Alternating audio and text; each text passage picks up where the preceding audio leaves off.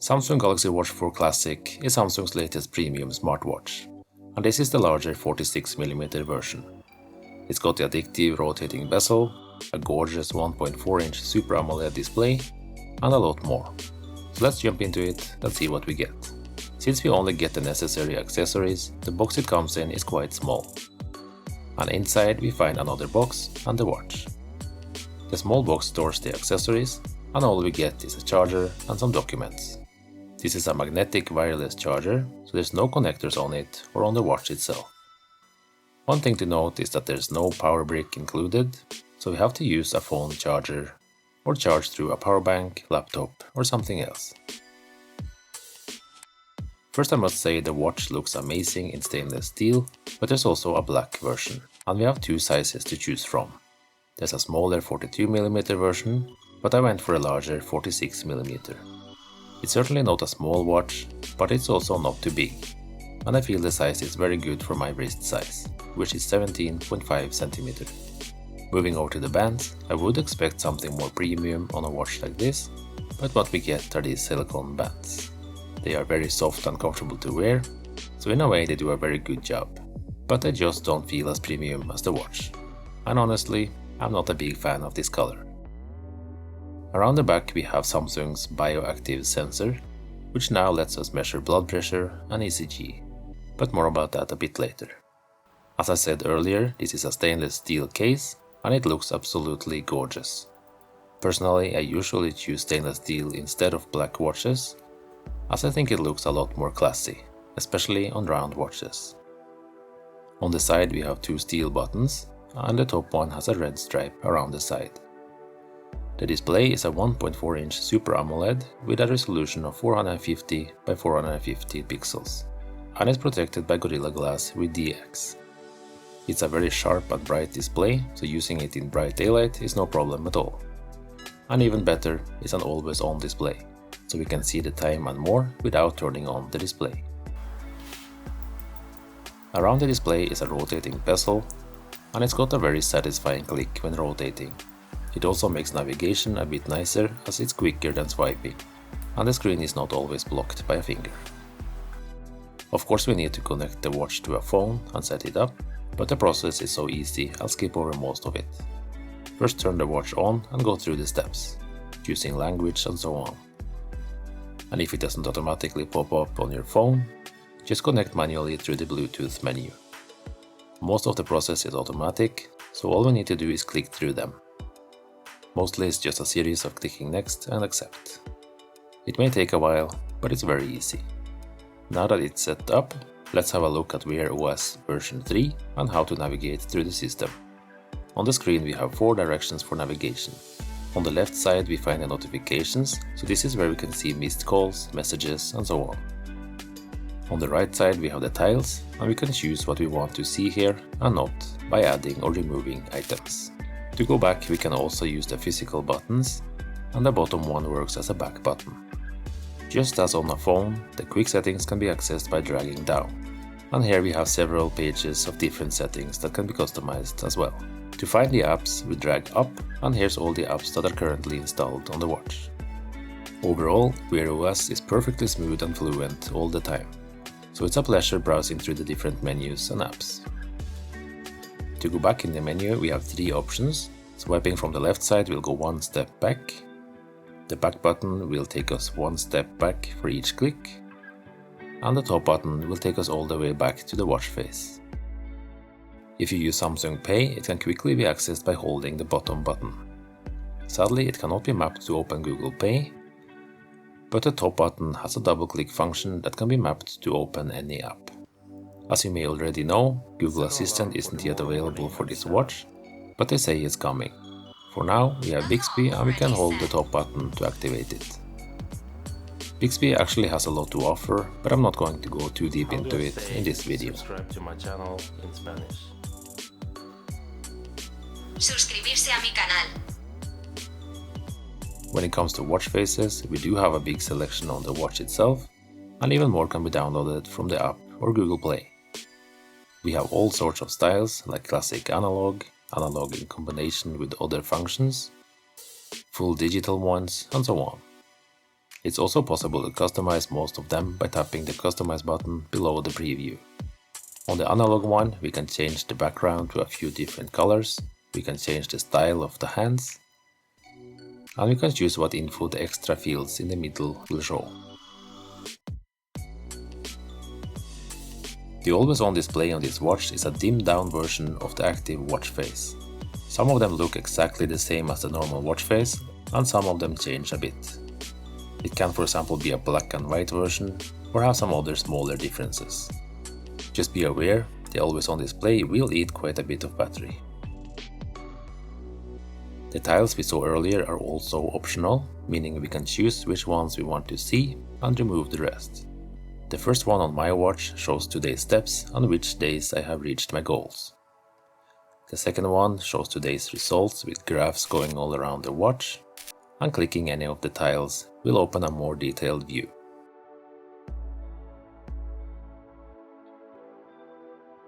Here's a tile for quickly starting some workout activities, and we can find the rest of them in the More section. I'm not sure exactly how many workout types there are, but I think it's over 100. Workouts can also be started by voice commands using Bixby, which is a lot faster. Next is the body composition, which shows the body fat percentage, BMI, muscle mass, body water, and so on. I have no idea how accurate this information is, but at least we have a way to see if there are any changes from time to time. Sleep monitoring works well and can measure blood oxygen during sleeping, and there's even a snoring detection function. Of course, we also have a weather forecast showing detailed weather information for the whole day, and a similar forecast for the rest of the week. Next is a calendar that shows little red dots on the days we have something happening, and to see more details about the event, we can tap on the day we want to see.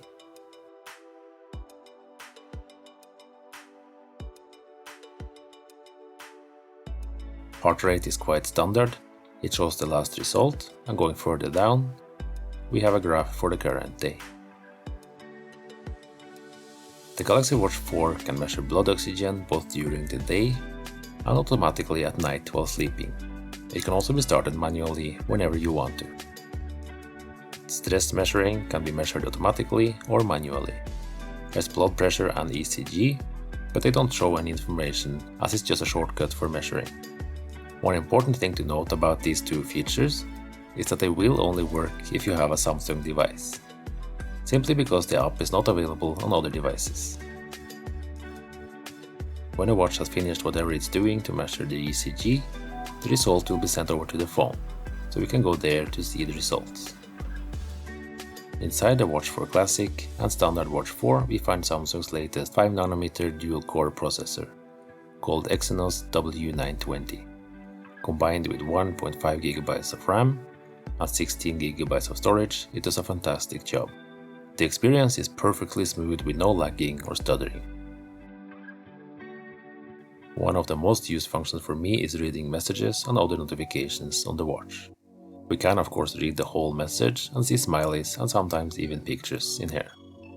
Replying to them is not always that easy, especially if it requires a bit of typing.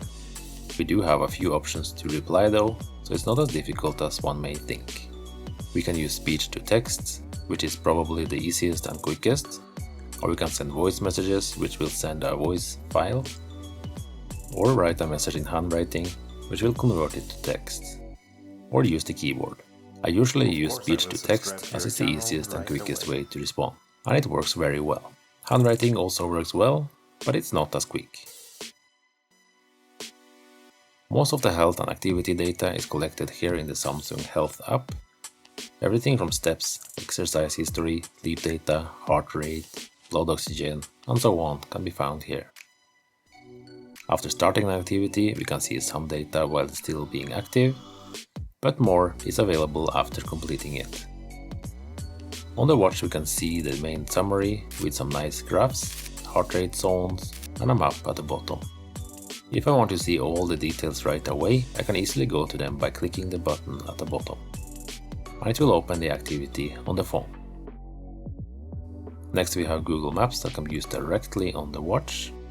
While using directions, it will sync with the phone so we can see the directions on both of them at the same time. There's a lot of apps in here, so I'm not going to go through them all in this video. There's a compass, find my phone function, a weather that shows hour by hour details, and a forecast for a full week. We have a calendar, Bixby, Samsung Pay, countdown timers, alarms. The alarm app shows alarms that are on the watch and the alarms I have on the phone, and they can all be changed directly from the watch. There's a lot of apps in the Play Store, so what we actually want to install will be different from person to person. Anyway, the most important ones are here, like YouTube Music, Google Pay, Google Maps, and even a web browser. Since this is a Wear OS watch, we have full access to the Play Store for downloading apps and new watch faces. Another nice function in the Play app is called Apps on your phone, and it does exactly that. It checks which apps are installed on the phone and lets you quickly download the Wear OS version, if there is one. For music, I use YouTube Music, and it works quite well. It lets me download complete playlists that I already created on the phone, or download single songs. While playing some music, we can pause, skip, go forward, or adjust the volume. For music, we need good sound, and by Bluetooth we can easily connect our favorite headset directly to the watch. While playing something on the phone, the watch can be used to control the media, so in a way it also works as a remote.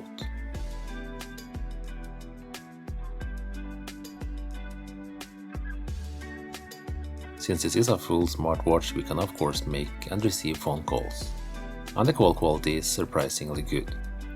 The person on the other end said they heard me clearly and said it sounds almost like an ordinary phone, so the microphone is quite good. What you hear now is me calling directly from my watch to the phone that you see in the video, so you can hear what it sounds like on the other end. The sound is actually surprisingly good in my opinion. Now I'm calling from a normal phone to the watch, so you can hear what the speaker sounds like on the watch itself. They're actually very loud, and I have no problems hearing people calling at all. The speaker in the watch is also very good, so I heard the other person loud and clear. I even used it while driving the car, and the traffic noise didn't bother me much. I didn't think calls would work as well as they do, so that's a big plus. Regarding battery life, it's not all that impressive, and what we can expect is about 40 hours. This is of course not always realistic with heavy use of the watch, but I usually get about 1.5 days with light use. That's without using GPS activity, no phone calls on the watch, and the always on display switched off.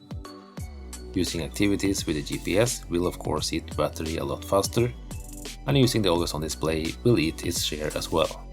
With the always on display switched on, I got about 34 hours on a light day. So it's possible to get through a full day and more with it on. It is possible to get more than 2 full days, but that requires switching on the power saving mode, which sets a lot of limitations. If you want the battery to last a lot longer, it does have a watch only mode, but it disables everything else. So all we can do is tell the time. A nice function for when we really need to save the battery for later, but still need to tell the time.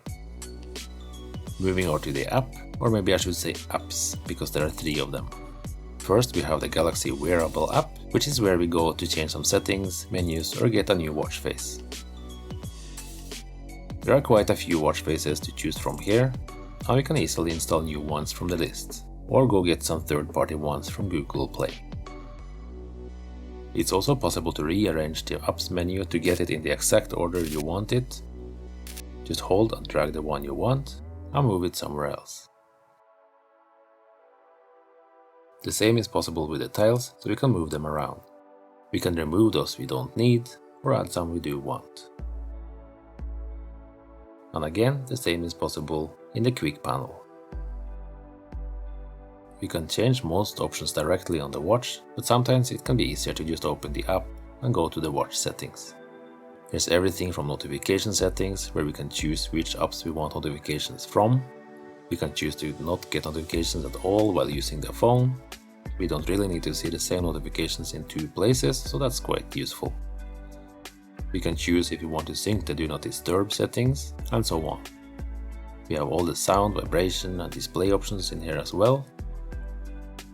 But one interesting option here is in the advanced features. Here we have some options for the buttons on the watch. By default, double pressing the top button will open the last app we used, which isn't all that useful. So we can change this to open, for example, Google Pay or some other app we use more often.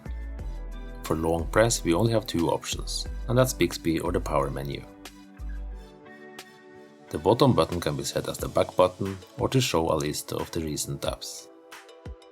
The Manage Content page is where you need to go to upload music or images to the watch. If you often change these files, it can be set to automatically sync every 6 hours.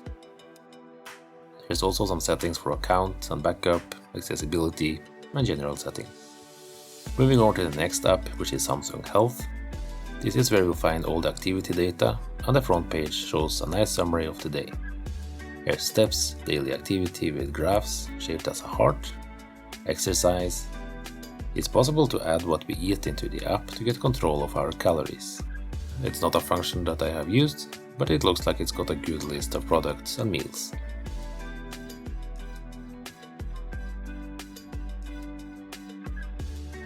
Sleep tracking works very well and gives us a nice detailed result, with the sleep stages in 2 different types of graphs. The Samsung Watch 4 Classic isn't a small watch, so I don't think everyone will find it comfortable to sleep with. Personally, I don't mind, but I think I may start taking it off at night, after some time. Next is the body composition, which is the same as we saw on the watch earlier. It shows all the different values in a list with a graph on each, and we can open them to compare with previous data. We also have the heart rate results in different graphs. We can easily register how much water we drink. And here's the blood oxygen results. These are the results from reading my blood oxygen during sleeping, but will also show results if you start it manually. And last we have the most interesting part, exercise. Here we have a list of all exercises, even the ones that were started automatically by the watch. The automatic ones don't have as much information in them compared to the manual ones, so let's have a look at one I started myself.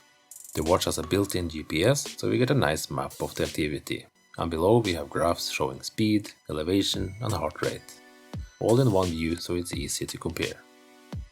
And further down are more detailed information, like heart rate zones, splits, and a quite nice list of other details. The third app is for blood pressure and ECG, and as you can see here, I don't have any blood pressure information at all. Ironically, to get reliable blood pressure information from the watch, it must first be calibrated by using another blood pressure monitor, which I don't have at the moment. The ECG page shows some graphs and if you have any symptoms. I have no idea how to read this information, so that's all I got for you here. So my impressions of the watch so far are very positive. I love how snappy and smooth Wear OS 3 is on the Watch 4 Classic, and navigation with the rotating bezel is very satisfying. My only complaint is for the silicone bands, as I feel a watch like this really deserves nicer bands. Regarding battery life, I never had to recharge the watch the same day to get through the night with sleep tracking, even with the always on display switched on during the day and off at night. The battery is not great, but I feel it's okay, and maybe as expected from today's smartwatches. Even though the watch can be used with any other phone brand, you do need a Samsung device to get the full experience. Hopefully, the Samsung apps will be available for all brands in the future, but time will tell. I really enjoyed using this watch, and I can't wait to see what the future updates will bring. If you have any personal experience with the Watch 4 Classic, please let us know what you think in the comments below. And that's it for this video, and don't forget to subscribe and click the bell for more. Have a nice day, and see you in the next video. Bye bye. Turn on theater mode. Sure, I've turned on theatre mode.